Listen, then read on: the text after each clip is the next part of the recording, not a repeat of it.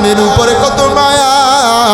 সন্তান দুনিয়ায় যেদিন আসবে ওই সন্তানের চেহারা যখন মা দেখে, যেখানে রক্তের মতন রক্তাক্ত যে মা হয়ে গেছিল, যে মা ওই বেদনা সহ্য করতে পারে নাই, আল্লাহ আল্লাহ বলে চিল্লায় চিল্লায় ডাকছে। আজকে ওই রক্তে রঞ্জিত মা, কলিজার টুকরা সন্তান যখন দুনিয়া আগমন করে, সন্তানের চেহারাটা দেখার পরে, সন্তানের চিৎকারের কণ্ঠের আওয়াজ শোনার সঙ্গে সঙ্গে ওই মা 10 মাস 10টা দিনের কষ্ট সব মা মুহূর্তের মধ্যে ভুলে যায় কি যায় না? বাবা সারাটা দিন পরিশ্রম করে পেটে গামছা বেঁধে অভাবের সংসার, রোদে পুরে বৃষ্টিতে ভিজে কামাই রুজি রোজগার করে। যদি প্রশ্ন করা হয়, ও বাবা এত কষ্ট করেন কেন, কার জন্য? বলে কবরে তো কিছু নিয়ে যাওয়া যাবে না। বলে ভাই সন্তান আল্লাহ দিয়েছে, আমি কষ্ট করেছি, কিন্তু সন্তান কষ্ট করবে এটা আমি চাই না। এই পৃথিবীতে কোনো বাবা চায় না আমি ডাকাত, আমার সন্তান ডাকাত হবে। এই পৃথিবীর কোনো বাবার বুকে সাহস নাই, বুকে হাত দিয়ে বলবে আমি চুরি করেছি অভাবে পড়ে, অন্যায় করেছি অভাবের জন্য, কিন্তু আমার সন্তান চোর হবে, আমার সন্তান অভাবী হবে। এইটা কোনো বাবা এবং কোনো মা চায় না। কথা বলো ঠিক কি ঠিক না? আজকে প্রথম সন্তানের বাবা, প্রথম সন্তানের মা আনন্দে আত্মহারা হয়ে যায়। সন্তান পেয়ে সুন্দর একটা নাম রেখে দেয়, সন্তান পেয়ে সুন্দর একটা ভবিষ্যৎ বিনির্মাণের জন্য জীবন যৌবন বিসর্জন দিয়ে মা সন্তানের খেয়াল রাখে। কখন সন্তানের ক্ষুধা মা তুরায়া ক্ষুধা নিবারণ করে, কখন ঘরে বাজার নাই বাবা পরিশ্রম করে বাজারের ব্যবস্থাপনা করে। বাবা আর মা উভয়ের মধ্য দিয়ে যেই সন্তান একটা সপ্তাহ, একটা মাস, একটা বছর, 2টা 5টা বছর ধরে তিল তিল করে যেই সন্তান বড় হয়, একটু জবান করে বুঝে থাকলে আওয়াজ দিবেন, ওই যেই সন্তান তিল তিল করে বড় হইল, বাবা মা কষ্ট করে বড় করলো আল্লাহ পাকের ইচ্ছায়। এমন সন্তান যদি কখনো কোনো দিন বাবার কলিজায় আঘাত দেওয়ার মতন যদি কোনো অন্যায় করে, মায়ের কলিজায় আঘাত দেওয়ার মতন যদি কষ্ট দেয়, একটু জবান খুলে বলেন ওই কষ্টের পরে সন্তানকে ঘর থেকে নামায়া দেয়, ঘর থেকে নামায়া দেয়। নামায়া দেওয়ার পর ওই সন্তানকে 2 দিন 5 দিন যদি বাবা এবং মা দেখতে না পায় ঘরে এবং চোখের সামনে, একটু জবান খুলে বলে ওই বাবা এবং মার কলিজা ঠান্ডা থাকে না গরম থাকে? বাবা মার কলিজাটা ঠান্ডা থাকে না। এ সন্তান বুঝলি না, বাবার লাঠির আঘাতটা তোর কষ্টে দিয়েছিল, বাবা তো মন থেকে দেয় নাই। বড় ভাই ছোট ভাইকে শাসন করেছে, ভাই তুই বুঝলি না কেন আমি থাবাটা তোরে দিয়েছিলাম, তুই তো উল্টা বিল আমার উপরে রাগান্বিত হয়ে ঘর থেকে বের হয়ে গেলি। এবং এমনও ঘটনা হয় বড় ভাই শাসন করে ছোট ভাইকে, রাগ সহ্য করতে পারে না, ছোট ভাইও হাতে লাঠি নিয়ে নেয়, এমনকি হাতে অন্য কিছু নিয়ে বড় ভাইয়ের উপরে রেগে যায়। আসে না না? এ ছোট ভাই তুই তাকায় দেখলি না বাবা হারিয়ে গেছে? অনেক সংসারে অনেক পরিবারে এমন বাবা আজকে কবরের লাশ হয়ে গেছে। সংসারের বড় ভাই যিনি থাকেন তানার হাতে গোটা পরিবারের দায়িত্ব উঠে যায়। বড় ভাই লেখাপড়া করতে পারে না, ছোট ভাইদের লেখাপড়া শেখানোর জন্য। বড় ভাই লেখাপড়া করতে পারে না পরিবারের হাল ধরার জন্য। বড় ভাই ভালো একটা পোশাক কিনতে পারে না ছোট ভাইয়ের পোশাকের জন্য। তাকায় দেখো বাবা হিল যেই পরিবারে 2-3টা ভাই, 2-3টা ভাই বোন, বড় ভাই বড় যে হয় তার কষ্ট আর ত্যাগের কোনো শেষ থাকে না। কথা বলেন ঠিক কিনা? বাবা মার কলিজার টুকরো সন্তান অন্যায় করেছে, শাসন করেছে, সন্তান রাগ করে ঘর থেকে বের হয়ে গেল। 1 দিন 5 দিন 10 দিন চলে যায়, বাবা মার অস্থির হয়ে যায়, সন্তানটা কখন আমার ঘরে আসবে, বাবা বলে ডাক দিবে, মা বলে ডাক দিবে। দুনিয়ায় আমার আল্লাহর পয়গম্বর বলেন 100 মায়ার 1 ভাগ মায়া আমার আল্লাহ দুনিয়ার মানুষদের মাঝে দিয়েছে, প্রাণীদের মধ্যে দিয়েছে 1 ভাগ মায়া। যেই মায়ার গভীরতা এমন, সন্তান যদি মাকে ছেড়ে 10টা দিন বাড়ির বাহিরে থাকে, মায়ের কলিজাটা আর ঠান্ডা থাকে না, মায়ের কলিজাটা আর ঠান্ডা থাকে না, রাতে চোখের পাতা এক হয় না। 1 ভাগ মায়ার গভীরতা যদি মাকে ঘুম পড়াইতে বাধা দেয়, স্বামীর প্রচন্ড রোগ, কিডনি অকেজ হয়ে গেছে, আর 1 মাস হায়াত আছে এরকম ঘোষণা যখন ডাক্তার দেয়, স্ত্রী চিন্তা করে 1 মাস বাঁচবে আমার স্বামী। কোনো জায়গায় শোনা যায় স্ত্রী চলে যায় স্বামীকে রেখে, কিন্তু বৃদ্ধ মা বৃদ্ধ বাবা ওই কলিজার টুকরা কিডনি ড্যামেজ হওয়া সন্তানের কাছে রাত্র দিনে গুনে গুনে মা বাবা ওই সন্তানের পায়ের কিনারায় রাত্রি দিনগুলো অতিক্রম করে। কথা বলো ঠিক কিনা?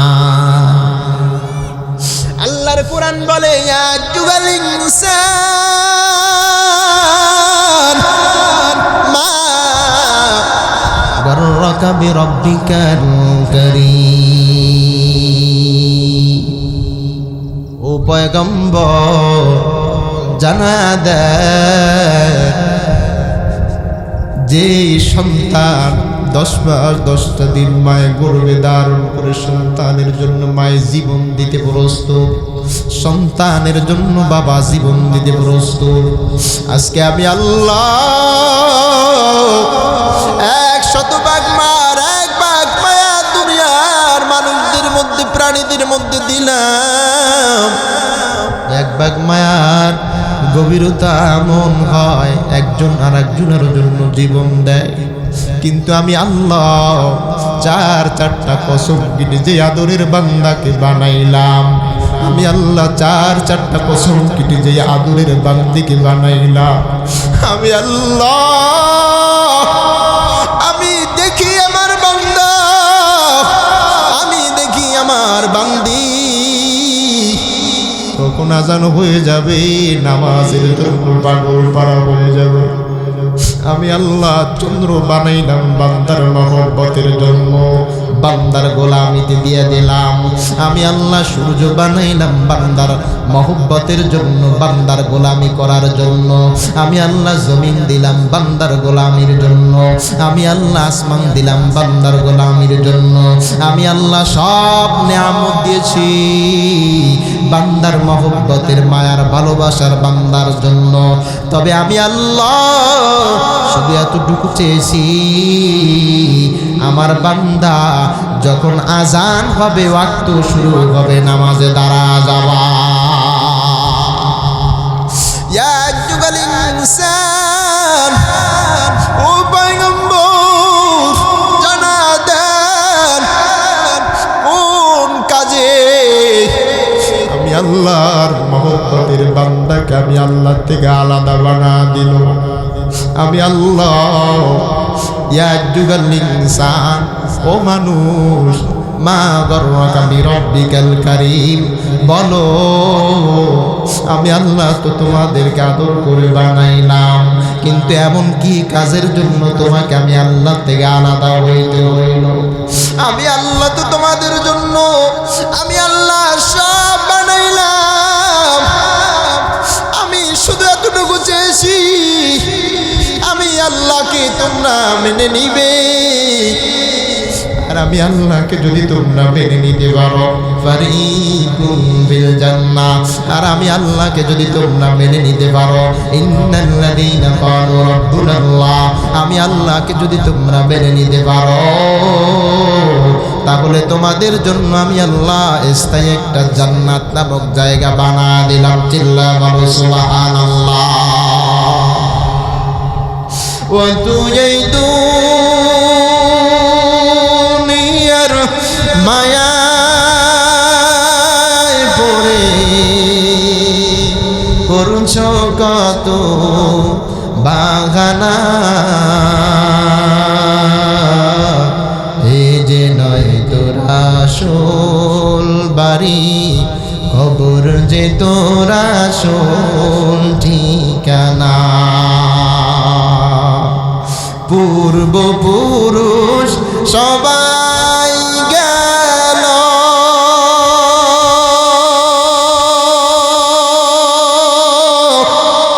একে একে সব হারালো। আমি তুমি কেউ রব না, দিতে হবে রওয়ানা। এই যে নয় তোরা আসল বাড়ি, কবর যে তোরা আসল ঠিকানা। ও তুই এই দুনিয়ার মায়ায় পড়ে করছো কত বাগানা। এই যে নয় তোরা আসল বাড়ি, খবর যে তোরা আসল ঠিকানা। চিল্লায় বলো আমাদের আসল ঠিকানার নাম কি? সবাই কিন্তু জবান খুলে আওয়াজ দেয় না, আসল ঠিকানার নাম কি? আমার আল্লাহ বলি, এ গোলাম চারটা কসম কেটে আমি আল্লাহ তোকে বানাইলাম। বলে বানানোর গুরুত্বটা বোঝানোর জন্য 4টা কসম কেটেছি। এরপরে আমি আল্লাহ ওখানে শুধু 4টা কসম কেটে তোর শ্রেষ্ঠত্ব আমি আল্লাহ ঘোষণা দিলাম না। আমি আল্লাহ জানি এই জমিনে শয়তানের কাজ করবে, আমি আল্লাহ সৃষ্টি ফেরেশতারাও ফেরেশতাদের কাজ করবে। তবে আমি আল্লাহ এটা জানি, তুমি বান্দা শয়তানের দোকায় পড়ে অন্যায়কারী হয়ে যাওয়া। আমি আল্লাহ এটাও জানি বান্দা তুমি হালালের রাস্তা থেকে হারামের রাস্তায় পাও বাড়াবা। আমি আল্লাহ এটাও জানি রে সন্তান, আবিল ওয়ালিদাইনি ইহসানা। কোরআন বলে কোন সন্তান যদি বাবা মার কলিজা আঘাত দেয়, ওই সন্তান দুনিয়ার জমিনে শান্তিতে থাকতে পারে না। আমি আল্লাহ তারপরও দেখি অনেক সন্তান বাবার চোখের পানির কারণ হয়ে যায়, আছে না নাই? আমি আল্লাহ তারপরও দেখি অনেক সন্তান মায়ের কষ্টের কারণ হয়ে যায়। বড় আদর করে সন্তান বড় করছে মা, বৃদ্ধ কালতে মা বাবার সন্তান খোঁজ নিবে। আজকে সন্তান বিবাহ করেছে, নতুন বউমি আরামে খায় আর আরামে ঘুমায়। বৃদ্ধ মা ওষুধবিহীন জমিনে বিছানায় কাতরায়। বৃদ্ধ বাবা 100টা 50টা টাকা বিহীন দোকানে লজ্জায় যাইতে পারেন একটু চা খেতে। সন্তান দেখে তবুও বাবা মার দিকে ফিরে তাকায় না। এমন কপাল পোড়া সন্তান মনে হয় টাঙ্গাইলের জমিনে না। আছে আছে মেলা আছে। এই সন্তান প্রতিটা দিন কোরআনের বাগান এখানে কায়েম হবে না। জীবনেও আমাকে আপনারা দেখেন নাই, আমি আপনাদের দেখি নাই। কোরআনের মহব্বতে জায়গায় আসলাম, দেখা হয়ে গেল। 2টা কথা বলে যায়, বাবা আমার কলিজা আঘাত দিয়ে যে সন্তান ব্যবসায় লাভবান হতে চায়, আল্লাহর কসম করে বলি জীবনে লাভবান হওয়া যাবে না। বাবা আমার কলিজা আঘাত দিয়ে সন্তান যে স্ত্রীর মধ্যে সুখ শান্তি খোঁজো, আল্লাহর কসম করে বলি বাবা মার কষ্ট আমার আল্লাহ সহ্য করবেন না। জীবনে স্ত্রীকে নিয়ে আনন্দে থাকতে পারবে না। এ সন্তান আল্লাহর কোরআন বলে ওয়াকাদা রাব্বুকা আল্লা তা'বুদু ইল্লা ইয়্যা। অনেক কপাল পোড়া সন্তান আছে বাবার দরবারে যায়, অনেক কপাল পোড়া সন্তান আছে ওলি আউলিয়ার মাজারে যায়, 1000 লক্ষ টাকা খরচ করে, অথচ ঘরের মধ্যে বাবা সেরা লুঙ্গি পরে সেলাই দিয়ে দেয়, মা সেই লুঙ্গি স্বামীতে ভরে আছে না। অনেক মা আছে পুরাতন কাপড় পরে ঈদের দিনটা কাটায়া দেয়, অথচ সন্তান 1000 টাকা উপার্জন করে, বছর শেষে মায়ের জন্য একটা কাপড় সন্তান এনে দিতে পারে না। এমন সন্তান আছে না নাই? ওয়াবিল ওয়ালিদাইনি ইহসানা। আল্লাহ যে মানুষের শ্রেষ্ঠত্ব 4টা কসম কেটে প্রকাশ করলেন, আমার আল্লাহ আবার সেই মানুষের অধঃপতন সম্পর্কে বলেন, সুম্মা রাদাদনাহু আসফালা সাফিলিন। আমি আল্লাহ যেই মানুষের জন্য জান্নাত বানাইলাম, আমি আল্লাহ ওই মানুষটার জন্য আবার জাহান্নামও বানাইছি। আমরা জান্নাতি হতে চাই না, জাহান্নামে হতে যাই। যারা আওয়াজ দেয় এরাই শুধু জান্নাতে যাবে, যারা দেয় না এরা যাইতে চায় না মনে হয়। সবাই একটু জবান খুলে বুঝে থাকলে বলেন, আমরা কি জান্নাতে ঢুকতে চাই না জাহান্নামে হতে চাই? লিল্লাহি তাকবীর। কারা কারা জান্নাতি হতে চায় আল্লাহকে হাত দুখানে দেখায় দেয়। নারায়ে তাকবীর। যাওয়া কথা বলেন যায় না। ইমানদার যে তার দিকে আমার আল্লাহ তাকায়া থাকেন, বান্দা পথভ্রষ্ট হলেও হয়তো বা আল্লাহ তাকে মাফ করবেন একটা আশা নিয়ে থাকে। এমন একটা সময় কুফরি আল্লাহর সঙ্গে শিরক করতে করতে করতে করতে এমন একটা অবস্থায় চলে যায়, গোলাম মৃত্যু মুখে পতিত হয়, তওবা আর নসিব হয় না। আসে না না? আল্লাহর কোরআন বলি, ইন্নাল্লাযীনা ক্বালু রাব্বুনাল্লাহ, নিশ্চয়ই যারা বলে নেয় আমার জীবনে রব একজনে, তিনি কে? জবান খুলে বলেন তিনি কে? আল্লাহ। ওই আল্লাহকে যারা আল্লাহ বলে স্বীকার করে নেয়, পয়গম্বরকে যারা পয়গম্বর বলে স্বীকার করে নেয়, আমার আল্লাহর কোরআন বলে তাদের জন্য জান্নাতুল ফিরদাউস রেডি করা হয়েছে। আমার আল্লাহর পয়গম্বর বলে, এ আমার উম্মত, যদি তুমি জান্নাতি হতে চাও, যদি তুমি জাহান্নাম থেকে বাঁচতে যাও, তাহলে ভালো করে শুনে নাও, তারাকতু ফীকুম আমরাইন লান তাদিল্লু মা তামাসসাকতুম বিহিমা কিতাবাল্লাহ ওয়া সুন্নতি রাসূল। যদি তুমি বুঝে থাকো তোমার জীবনের মালিক আল্লাহ, যদি তুমি বুঝে থাকো আমার নবী আল্লাহর পক্ষ থেকে পাঠানো নবী হলেন একজন আখিরি জামানার পয়গম্বর, যদি তুমি বুঝে থাকো আল্লাহ এক, নবী এক, কোরআন এক, বাইতুল্লাহ জোরে বলেন এক, তাহলে এবার ভালো করে বুঝে নেন।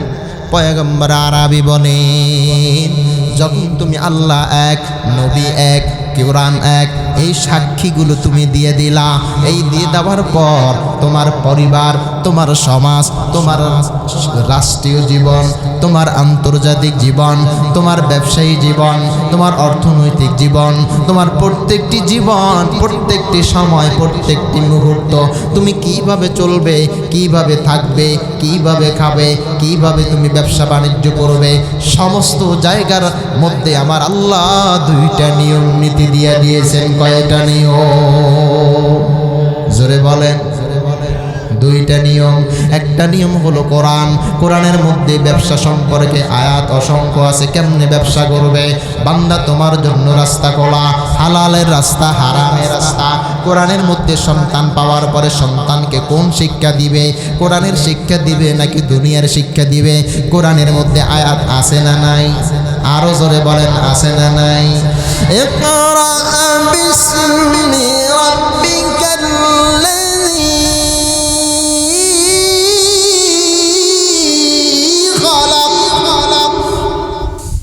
اقرأ باسم ربك الذي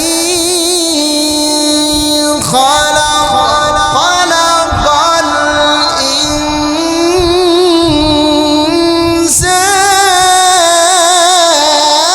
الإنسان من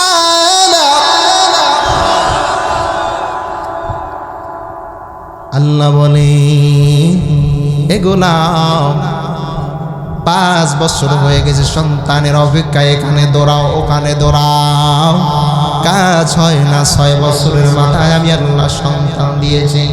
সুতরাং সাবধান, এই সন্তানকে দুনিয়ার শিক্ষা দেওয়া যাবে না। এই সন্তানকে সর্বপ্রথম আলিফের শিক্ষা দিয়ে দাও। নবী ইকরা পড়ুন, বিসমি, আপনার রবের নামে, রব্বিকাল্লাযী খালাক। সুতরাং নবীর যেই মালিক আল্লাহ, আমার আপনার মালিক কে? আরো জোরে বলেন কে? নবীর মালিক যেহেতু আল্লাহ, আমার সন্তানের মালিক কে? নবীর মালিক যেহেতু আল্লাহ, আমার স্ত্রীর মালিক কে? নবীজির মালিক যেহেতু আল্লাহ, আমি যে কষ্ট করে অর্থ উপার্জন করি, টাকা জমা করি, অর্থ উপার্জন করে সম্পদ রাখি, দলিলটাকে রাখি, সুন্দর করে সুন্দর সিন্ধুকে জমা করে রাখি। এই স্ত্রী সাবধান, ওই সিন্ধুকের মধ্যে আমার জায়গার জমিনের দলিল আছে, দলিলটা যেন কোনো ধরনের ওই পোকায় না ধরতে পারে, কেউ না তুলতে পারে, ভালো করে সংরক্ষণ করা হয়েছে। সাবধান, কোনো যত সমস্যায় না থাকে। অর্ডার আছে না নাই? আল্লাহ বলেন, নবীর মালিক যেহেতু আমি আল্লাহ, তুমি যে জমিনের দাবি করো আমি মালিক, ওই জমিনেরও মালিক কে? আরো জোরে বলেন কে? আমি আপনি যে হাতের দাবি করে হাতটার মালিক কে? আমি আপনি যে চোখের আমি বলে দাবি করে, আমার নিজের চোখ দ্বারা দেখেছি তুমি অন্যের সীমানা ঠেলেছ, তুমি যে তোমার চোখের বড়াই করো, ওই চোখের মালিক কে? তাহলে আমার আপনার কি আছে, একটু জবাব দেন। কিছুই নাই। যদি বিষয়টা এমনই হয় যে আমার আপনার কিছুই নাই, তাহলে কেন এখনো পর্যন্ত নামাজগুলো ছেড়ে দেয়? যদি আমি দাবি করি এখনই যে আমার আপনার কিছুই নাই, তাহলে এখনো পর্যন্ত কেন আমি আমার বাবা মার কলিজায় আঘাত দিই? যদি আমি বুঝে থাকি যে আমার কিছুই নাই, কিছুই নাই, ওই অন্ধকার কবর যেই দিন ডাক এসে যাবে, চলে যেতে হবে, সুন্দর পোশাকটা পরে থাকবে আলমারির মধ্যে, সুন্দর জায়নামাজটা পরে থাকবে জায়নামাজের জায়গায়, আমার জমিনের দলিলটা ও দলিলের জায়গায় পড়ে থাকবে, আমার ব্যাংকের লক্ষ লক্ষ টাকাও ব্যাংকের জায়গায় পড়ে অন্যের নামে চলে যাবে। শুধু আমি মাটির দেহ, পোশাকবিহীন, এমনকি হাতের আংটিটাও খুলে রেখে দিবে, মাজায় তাগা রশি থাকলে তাও কেটে রেখে দিবে, গায়ে সুন্দর গেঞ্জি বেলেট দিয়ে কেটে রেখে দেওয়া হবে, গলায় সুন্দর চেন, এই চেনটাকেও খুলে রেখে দেওয়া হবে, হাতে সুন্দর ব্যাসলাইটটাকেও খুলে রেখে দেওয়া হবে, সুন্দর ঘড়িটাকেও খুলে রেখে দেওয়া হবে। শুধু এখানেই থামা হবে না, তোমার ঘরের মধ্য দিয়ে তোমার লাশটা বের করা হবে। অনাদি অনন্ত কালের জন্য তুমি যাত্রী হয়ে গেছো, কবর দেশের যাত্রী, কবর দেশের যাত্রী। একটু চিল্লায়া বলো, কোন দেশের যাত্রী? কবর যে এক কঠিন মাকা,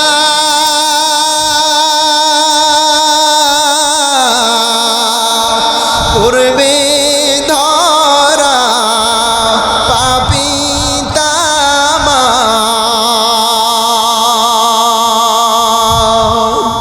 আমল ছাড়া ওই কবরে, আমল ছাড়া ওই কবরে নাজাত কবু হবে না।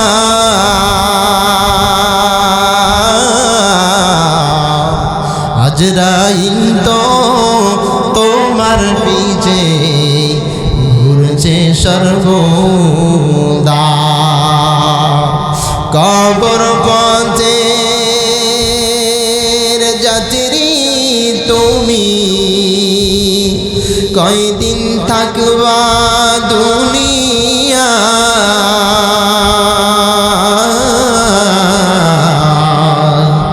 আজরাইল তো তোমার পিছে ঘুরছে সর্বদা, আজরাইল তো তোমার পিছে ঘুরছে সর্বদা। পয়গম্বর আরবি এমন একটা সময়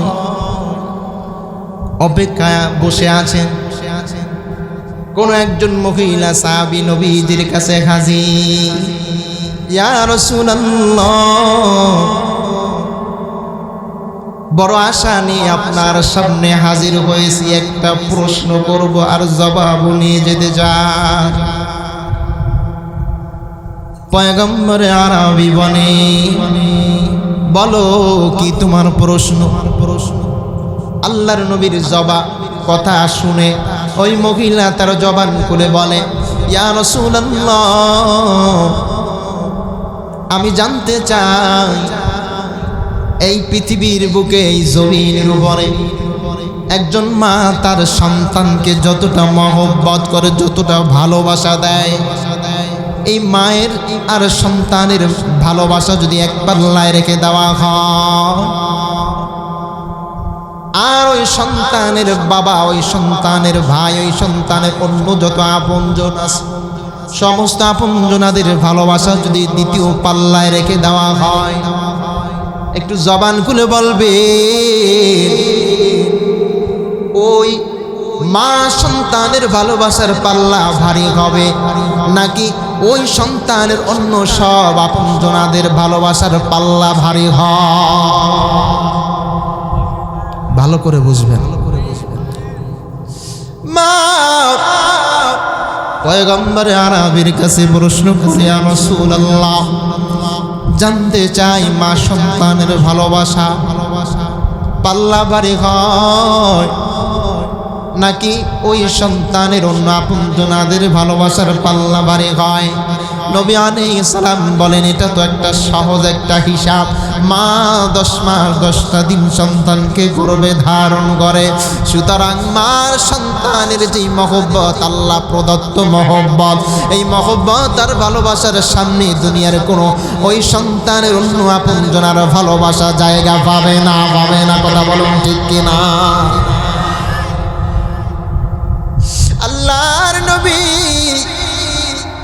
যখন এই কথাটা বললেন, আল্লাহর নবীর সামনে প্রিয় সাহাবী মহিলা বলতেছেন, ইয়া রাসূলুল্লাহ, তাহলে এবার আমার চূড়ান্ত পর্যায়ের জবাব। ও পয়গম্বর, আমি জানতে চাই ওই মার সন্তানের ভালোবাসা যদি দুনিয়ার মধ্যে সমস্ত আপনজনদের থেকে শ্রেষ্ঠ হয়, তাহলে এবার জবাব দেন, আমার আল্লাহ তার বান্দাদেরকে যেই ভালোবাসা বাসে, আমার আল্লাহ তার বান্দাদেরকে যেই মহব্বতের নজরে তাকায়, আল্লাহ আর তার বান্দার ভালোবাসা যদি এক পাল্লায় রেখে দেওয়া হয়, মা সন্তানের ভালোবাসার পাল্লা যদি অপর পাল্লায় রেখে দেওয়া হয়, একটু বলে আল্লাহর বান্দার ভালোবাসার পাল্লা ভারী হয় নাকি মা সন্তানের পাল্লা ভারী হয়ে যায়?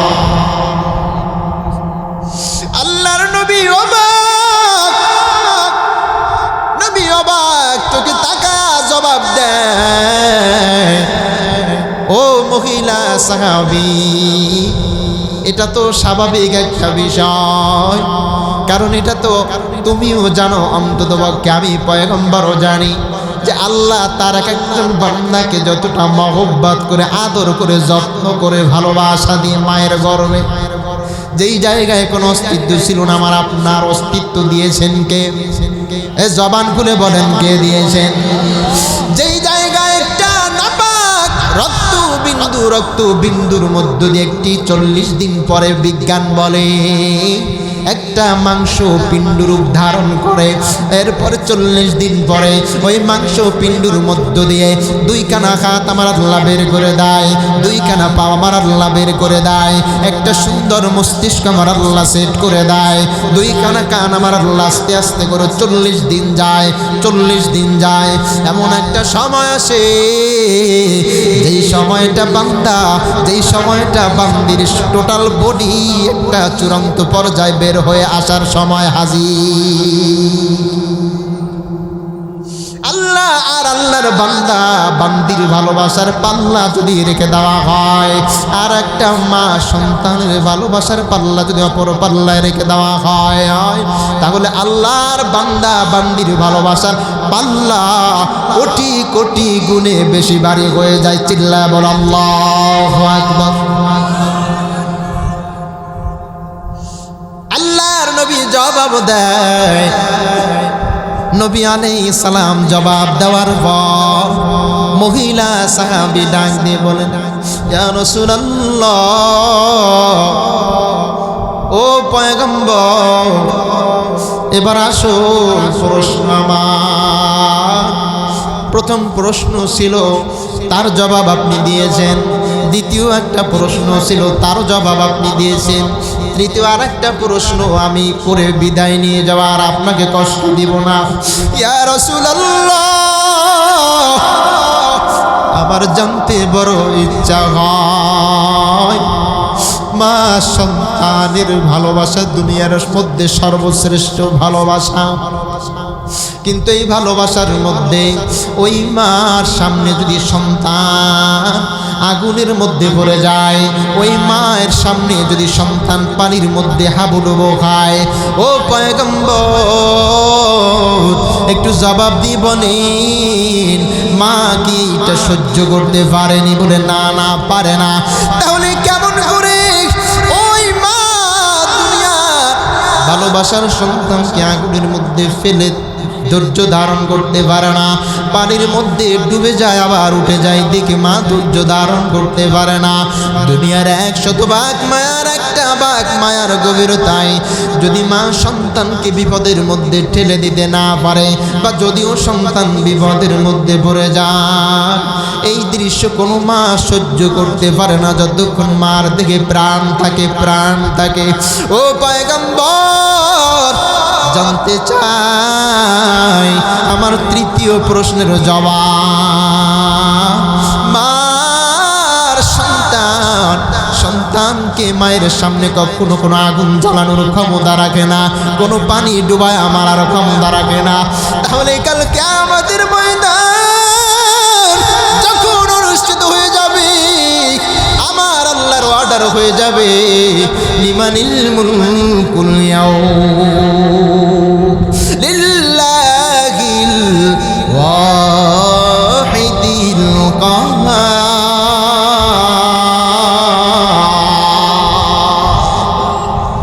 আমার আল্লাহর অর্ডার হয়ে যাবে, কোথায় আজকে জুলুমকারীর দল, কোথায় আজকে বেনামাজির দল, কোথায় আজকে সুদখোরের দল, কোথায় আজকে হারামখোরের দল। জাহান্নাম তরতর করে কাঁপতে, সমস্ত হাসরের মানুষগুলো তরতর করে কাঁপতে থাকবে। কিতাবে আসছে জাহান্নাম আর জাহান্নামের জায়গায় থাকবে না, জাহান্নাম দৌড়ায় হাজির হবে আর আল্লাহকে ডাক দিয়ে বলবে, আল্লাহ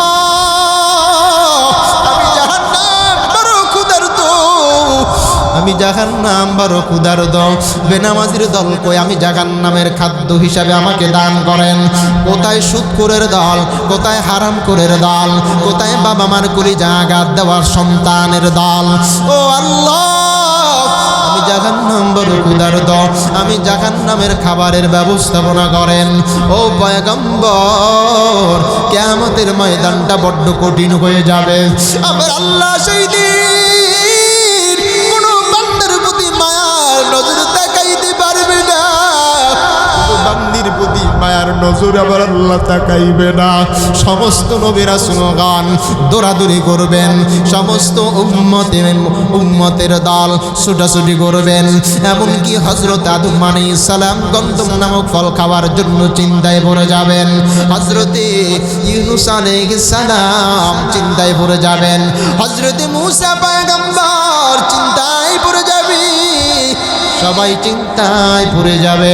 সমস্ত নবীর কওমেরা দৌড়ায় তার নবীর কাছে হাজির হবে। সমস্ত নবীদের একটাই জবাব থাকবে, একটাই কথা থাকবে, আজকের এই দিন, এই কিয়ামত নামক এই ময়দানে আজকে আল্লাহর সামনে, আল্লাহর জালানিয়াতের সামনে, আল্লাহর কাহারিয়াতের সামনে আজকে কোনো নবীদের দাঁড়ানো সম্ভব হবে না, এমনকি কোনো নবীদের কওমদের দাঁড়ানো সম্ভব হবে না। আজকের এই দিন জাহান্নামকে 70,000 শিকল দিয়ে টেনে ধরা হবে। 70,000 শিকল দিয়ে জাহান্নামকে থামানো যাবে না। জাহান্নাম আবার শাঁসা করে সামনের দিকে অগ্রসর হতে থাকবে, ফেরেশতারা দুর্বল হয়ে যাবে। ও পয়গম্বর, চূড়ান্ত পর্যায়ে আমার 3 নম্বর প্রশ্নের জবাব। ইয়া রাসূলুল্লাহ, ওই কিয়ামতের কঠিন ময়দান যখন অনুষ্ঠিত হয়ে যাবে, ওই ময়দানে সুদখোরেরা দাঁড়া যাবে, ওই কিয়ামতের ময়দানে ঘুষখোরেরা দাঁড়া যাবে, ওই কিয়ামতের ময়দানে বেনামাজির দলেরা দাঁড়া যাবে, ওই কিয়ামতের ময়দানে বাবা মার কোলে জাকাত দেওয়া সন্তান দাঁড়া যাবে, ওই কিয়ামতের ময়দানে উলামায়ে কেরামদের বিরোধিতাকারী দাঁড়া যাবে, ওই কিয়ামতের ময়দানে কোরআনের বিরোধিতাকারী দাঁড়া যাবে, ওই কিয়ামতের ময়দানে ইসলামী আন্দোলনের যারা বিরোধিতা করে তারা ওই কিয়ামতের ময়দানে দাঁড়া যাবে। ও পয়গম্বর, আপনি জানা দেন, আমি চূড়ান্ত পর্যায়ের জবাব চাই। আমার আল্লাহ এই দুনিয়ার মা সন্তানের থেকে যদি বেশি ভালোবাসা তার বান্দা বান্দিকে দিয়ে থাকে, ও পয়গম্বর, তাহলে জবাব দেন, দুনিয়ার 100 ভাগ মার 1 ভাগ মায়ার জন্য যদি সন্তানকে মা আগুনে পুড়তে না দেয়, পানিতে ডুবে মরতে না দেয়, তাহলে আবার আল্লাহ 99 ভাগ মায়ার ভালোবাসা যে আল্লাহর কুদরতি খাজানায়, ওই আল্লাহ কাল কিয়ামতের কঠিন ময়দানে কেমন করে তার 99 ভাগ মায়ার ভালোবাসার বান্দাকে, কেমন করে তার 99 ভাগ মায়ার ভালোবাসার বান্দিকে আমার আল্লাহ ওই জাহান্নামের আগুনের মধ্যে জ্বালা দিবে, ওই জাহান্নামের কঠিন শাস্তির মধ্যে ফেলে দিবে। ও পয়গম্বর, জানতে চাই, আমার মনটা বড় অস্থির হয়ে আছে, আপনি জবাব দিবেন, কারণ আমি আল্লাহর বান্দি পারি নাই জীবনে ভালো কোনো কর্ম নিয়ে আল্লাহর সামনে দাঁড়াইতে পারবো কিনা বড় ভয়। ও পয়গম্বর, আমি জানতে চাই, আমার আল্লাহর এত আদরের মহব্বতের বান্দা বান্দিকে কেমন করে জাহান্নামের আগুনে জ্বালা দেয়। যেই মা সন্তানকে আগুনে জ্বালাইতে পারে না, তাহলে আল্লাহ কেমন করে বান্দা বান্দিকে জাহান্নামে জ্বালা দেয়। আল্লাহর নবী পয়গম্বর আরবি বাকরুদ্ধ হয়ে গেছেন, আল্লাহর নবী অবাক হয়ে গেছেন, কারণ পূর্বের যে 2টা প্রশ্ন ছিল, প্রশ্নের জবাব আল্লাহর নবীর হিকমত দ্বারা দেওয়ার সম্ভব ছিল, দিয়েছেন, কিন্তু এই জবাব আল্লাহর নবীর কাছে নাই, আল্লাহর নবীর কাছে নাই, কারণ আল্লাহর কোরআন বলে ইন হুয়া ইল্লা ওয়াহয়ুন ইউহা। আল্লাহর নবী অপেক্ষায়, আল্লাহর নবী অপেক্ষায়, আসমানের ফেরেশতা জিবরাইল আলাইহিস সালাম আল্লাহর পক্ষ থেকে হাজির। ইয়া রাসূলুল্লাহ, ও পয়গম্বর, জানায়া দেন আমার আল্লাহ এই তার বান্দির এই প্রশ্নে, এই বান্দির মনের মধ্যে জাহান্নামের যে ভয়, এই বান্দির মনের মধ্যে আল্লাহর প্রতি যে মায়া, আমার আল্লাহ এই বান্দির জিন্দেগীর সব গুনাহগুলো মাফ করে জান্নাতে বানা দেয়। আমি পাপী কেমনে থাকবো মালিক কবরে, সাথী নাই রে বাতি নাই রে মালিক ওই ঘরে, সাথী নাই রে বাতি নাই রে মালিক ওই ঘরে। মালাকুল মউত আসবে যে দিন আমার ধারে প্রাণ পাখি নিবে তখন বের করে হায়রে বাড়ি হায়রে ঘর কার বাকি যখনই চলিয়া যাইবে প্রাণ পাখি পাখি যখন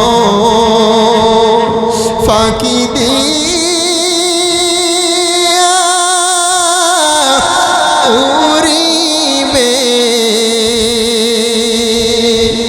শূন্য খাঁচা জমিনেতে পড়িবে সাপে কাটবে গুরুজুমা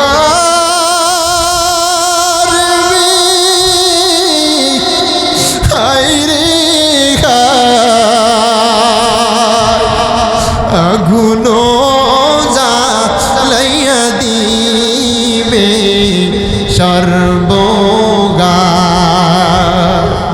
আগুনেরই তাপ যখন বাইরে লাগিবে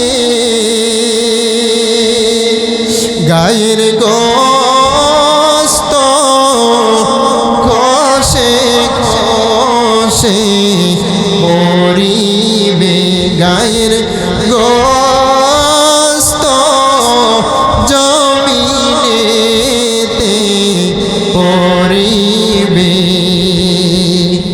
আমি পাবি কেমনে থাকবো মালিক কবরে সাথী নাই রে বাতি নাই রে মালিক ওই ঘরে সাথী নাই রে বাতি নাই রে মালিক ওই ঘরে ঠিক কি ঠিক না অন্তর চক্ষু দিয়ে কথাগুলো ভালো করে বুঝে নাও আর আলোচনা লম্বা হবে না এই জীবনে আল্লাহর মহব্বতের জায়গাটা পরিষ্কার রেখে দাও এই দুনিয়ায় আল্লাহর নামাজের জায়গাটা পরিষ্কার রেখে দাও এই দুনিয়ায় রোজার জায়গাটা পরিষ্কার রেখে দাও এই দুনিয়ায় আল্লাহর হালালের রাস্তাটা পরিষ্কার রেখে দাও এই দুনিয়ায় আল্লাহর কোরআনের রাস্তাটা মহব্বতের জায়গাটা পরিষ্কার রেখে দাও এই দুনিয়ায় উলামায়ে আহলে হক উলামায়ে কেরাম তারা যেই দলে তারা যেই মতে সেই রাস্তাটা পরিষ্কার রেখে দাও সাবধান সাবধান নামাজ নাই উলামায়ে কেরামের বিরোধিতা করো জাহান্নাম রোজা নাই উলামায়ে কেরামদের সাথে বিরোধিতা করো জাহান্নাম রোজা নামাজ হজ যাকাত কিছুই নাই কিন্তু কোরআনের পক্ষে যারা আওয়াজ দেয় স্লোগান দেয় তাদেরও তুমি বিরোধিতা করো এর মধ্য দিয়ে তুমি পরিচয় দাও তুমি দুনিয়ার থেকে জাহান্নামে হয়ে যাও নিয়াত করে দাও মাইকের আওয়াজ যত দূর যায় আমার পর্দার অন্তরায়ের মা সন্তানকে আর মুখ খারাপ গালির আওয়াজ দেওয়া যাবে না পর্দার অন্তরের মা স্বামীর কামাই রুজির মধ্যে সন্তুষ্ট হও পর্দার অন্তরায়ের মা শ্বশুর পেয়েছো শাশুড় পেয়েছো মায়া দয়ার নজরে তাকাও বাবা স্ত্রী পেয়েছেন স্ত্রীর হক আদায় করেন স্ত্রীর সাথে বাক বিতণ্ডা ঝগড়া গায়ে হাত তোলা বন্ধ করে দেন বাবা সন্তান পেয়েছেন সন্তানকে কোরআনের শিক্ষা দেওয়ার জন্য স্কুলের আঙ্গিনায় নাই সন্তানকে কোরআনের শিক্ষা দেওয়ার জন্য মাদ্রাসার আঙ্গিনায় দিব রাজি আছি না নাই পারি নাই আলেম হতে সন্তানকে আলেম বানাও নবীর হাদিস পারি নাই মুফতি হতে সন্তানকে মুফতি বানাও নবীর হাদিস পারি নাই হাফেজ হতে সন্তানকে কোরআনের হাফেজ বানাও নবীর হাদিস পারি নাই মাওলানা হতে কিন্তু সন্তান আমার আল্লাহ দিয়েছে এই সন্তানকে মাওলানা বানানোর দায়িত্ব বাবা না আর কে বাবা কথা ঠিক কিনা বন্ধ করে দেন লাইভটা বন্ধ করে দেন লাইভটা বন্ধ না ক্যামেরা ক্লোজ করে দেন ভাই। তাহলে বোঝা গেল এই জমিন যদি আল্লাহর সন্তুষ্টি অর্জন করতে হয়, তাহলে বোঝা গেল এই জমিন যদি পয়গম্বর আরবির সন্তুষ্টি অর্জন করতে হয়, আমানতু বিল্লাহ ওয়া রাসূলিহি ওয়া কুতুবিহি ওয়াল কদরি খাইরিহি, আল্লাহর নবী আলাইহিস সালাম যদি তার পরিপূর্ণ আদর্শ, পরিপূর্ণ ইত্তেবা, ওই যে বলেছিলাম কিতাব আল্লাহ, এক নম্বর তোমার দুনিয়ার চলার পথের এক নম্বর মানদণ্ড হলো কোরআন। জবান করে বলেন কি? কোরআন। দুই নম্বর আপনার চলার জীবনের পথেও হলো সুন্নাহ। কোরআন নেন, সুন্নাহ নেন, জিন্দেগির পরিবারটা চালান, দেখবেন শান্তি ওখানে বিরাজ করবে। কোরআন নেন, সুন্নাহ নেন, ব্যবসার দোকানদারি ঠিক রেখে চালান, দেখবেন ব্যবসার মধ্যে বরকত আছে না নাই? কোরআন নাই, সুন্নাহ নাই, পরিবারে অভাব দূর হবে না। কোরআন নাই, সুন্নাহ নাই, নামাজের মধ্যে মজা পরিপূর্ণ পাবেন না। কোরআন নাই, সুন্নাহ নাই, সন্তানকে মাদ্রাসায় দেন মানুষ বানানো যাবে না। সুতরাং আল্লাহর পয়গম্বর বিদায় হজের ভাষণ সাহাবা আজমাইন প্রশ্ন করলেন, ও পয়গম্বর, এমন একটা সময় আসবে আপনি দুনিয়ায় থাকবেন না। ও নবী, এমন একটা সময় আসবে আমরা কার কাছে আমরা সমাধানের জন্য দৌড়া যাব? পয়গম্বর আরবি তখন বলেন, আল-ইয়াউমা আকমালতু লাকুম দীনাকুম ওয়া আতামামতু আলাইকুম নি'মাতি ওয়া রাদিতু লাকুমুল ইসলাম দীনা। আল্লাহু আকবার বলা যায় না? আল্লাহর অর্ডার হয়ে গেছে। আজকের এই মুহূর্ত পর্যন্ত আল্লাহর ইসলামের পরিপূর্ণ দায়িত্ব মোকাম্মাল পরিপূর্ণ হয়ে গেছে। সুবহানাল্লাহ বলে, পরিপূর্ণ হয়ে গেছে। তার মানে বুঝতে বাকি নাই নবী আলাইহিস সালাম আমাদের মাঝে আর থাকবেন না। সাহাবাদের মধ্যে অন্তরে জল্পনা কল্পনা তৈরি হয়ে গেছে। প্রশ্ন সঙ্গে সঙ্গে করেন, ও পয়গম্বর, বিদায় নেওয়ার পরে কার কাছে যাব? আল্লাহর নবী সমাধান দেন, তারাকতু ফীকুম আমরাইন লান তাদিল্লু মা তামাসসাকতুম বিহিমা কিতাবাল্লাহ। আমি নবী দুনিয়া থেকে বিদায় নিয়ে যাব, তবে সাবধান, আমি নবীর উপরে 23টি বছর ধরে যে কোরআন আমার আল্লাহ নাজিল করলেন, এই কোরআনের মধ্যে আমি নবী কিভাবে চলবো নির্দেশনা আছে। এই কোরআনের মধ্যে তোমরা সাহাবা আজমাইন কিভাবে চলবা দিন নির্দেশনা আছে। এই কোরআনের মধ্যে তোমার পরিবার কেমনে চলবে আছে না নাই? জোরে বলেন। এই কোরআনের মধ্যে তোমার পরিবার নীতি কেমনে চলবে আছে না নাই? এই কোরআনের মধ্যে তোমার সমাজ নীতি কেমনে চলবে আছে না নাই? এই কোরআনের মধ্যে তোমার রাষ্ট্রনীতি, আন্তর্জাতিক নীতি কেমনে চলবে, সব নিয়ম নীতি আছে না নাই? জোরে বলেন, জোরে বলেন। সমাধান চাও যদি জীবনে মরণে, ফিরে যাও বুঝে নাও, চোখ রাখো কোরআনে, তবেই পাবে সুখ শান্তির ঠিকানা, যদি মেনে নাও তুমি মনে প্রাণে সমাধান।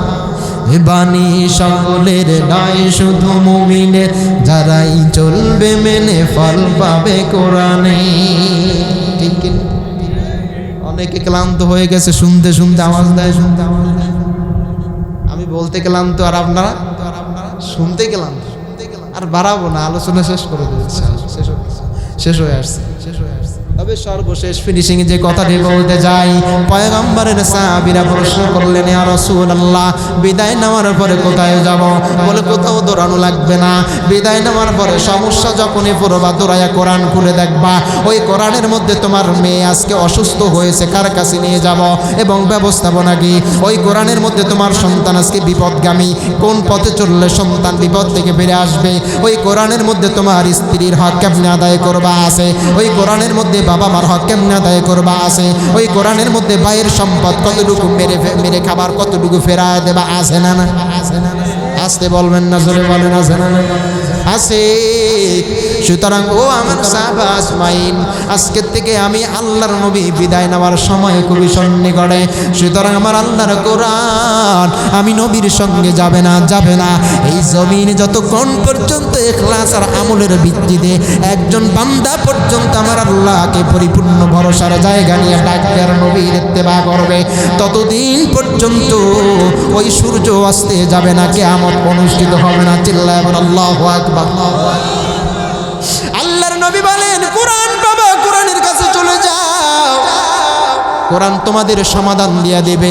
সুতরাং এখন বুঝে থাকলে বলেন, আমাদের সমাজে, আমাদের মসজিদে, আমাদের মাদ্রাসায়, আমাদের ঘরে, আমাদের রুমে কোরআন কম না বেশি? কম। এমন কোন মুসলমান আছেন ময়দানে যে হুজুর আমার ঘরে অন্তত একজেল হলে কোরআন নাই? আমার প্রশ্নটা ছিল কিন্তু ঘর প্রতি অন্তত একজেল কোরআন শরীফ নাই এমন একজন ব্যক্তি দাঁড়ান যে হুজুর আমার ঘরে কোনো কোরআন আপনি বাড়ি সালাম দিয়ে পাবেন। আল্লাহু আকবার, আল্লাহু আকবার, আল্লাহু আকবার, আল্লাহু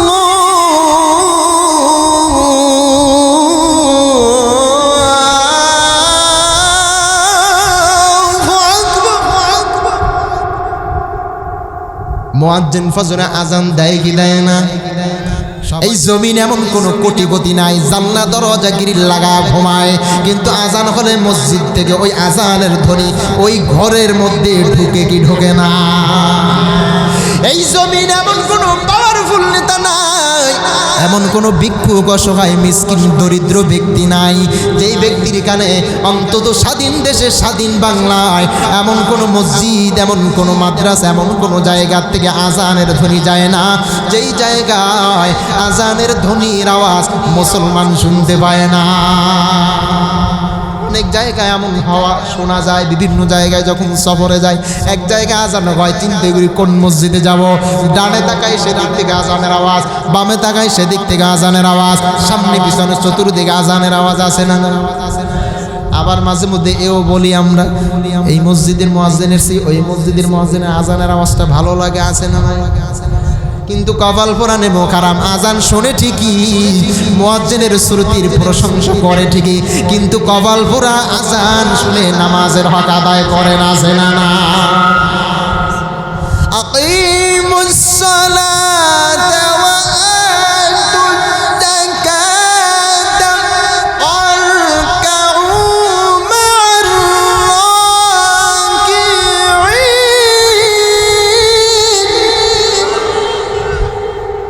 আল্লাহর কোরআন বলে নামাজ কায়েম করে নাও, আল্লাহর কোরআন বলে যাকাতের বিধান কায়েম করে নাও, তবে সাবধান, দুইটা প্রশ্ন কায়েম করা, দুইটা প্রশ্ন কায়েম করা, দুইটা কথা আল্লাহ কায়েম করতে বলেছেন, কায়েম করতে বলেছেন, তবে সাবধান, ওয়ারকাউ মা'আর রাকিঈন।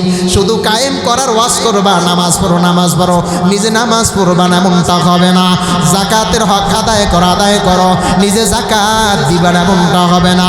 তুমি নামাজের ওয়াজ করলা, যাকাতের ওয়াজ করলা, ওয়ারকাউ মা'আর রাকিঈন, সবাইকে নামাজের দাওয়াত দিয়ে মসজিদ ঢুকাইলা, সবাই যখন রুকুতে গেল তুমিও নামাজের হক আদায় করে রুকুতে চলে যাও।